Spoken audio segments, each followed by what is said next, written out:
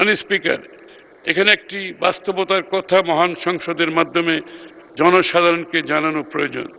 আমরা দায়িত্ব গ্রহণের মাত্র 10 দিনের মধ্যে মধ্যপ্রাচ্যে ইরান ইসরায়েল যুদ্ধ শুরু হয়েছে, যা বৈশ্বিক জ্বালানি বাজার সরবরাহ শৃঙ্খল এবং আন্তর্জাতিক বাণিজ্যে নতুন অনিশ্চয়তা তৈরি করেছে। জ্বালানি তেল ও এলএনজির মূল্য আন্তর্জাতিক বাজারে দ্বিগুণের বেশি বৃদ্ধি পেয়েছে।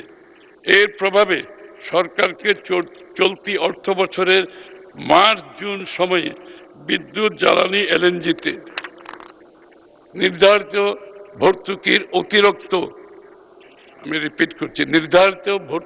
অতিরিক্ত আরো প্রায় 36,000 কোটি টাকা প্রদান করতে হবে। মাননীয় স্পিকার, এটি একদিকে যেমন সরকারের বাজেট ঘাটতি বাড়ানোর সম্ভাবনার দিকে যাবে, অন্যদিকে সমপরিমাণ প্রায় 3 বিলিয়ন মার্কিন ডলারের আমদানি মূল্য পরিশোধে বৈদেশিক মুদ্রা রিজার্ভের উপর প্রভাব ফেলবে।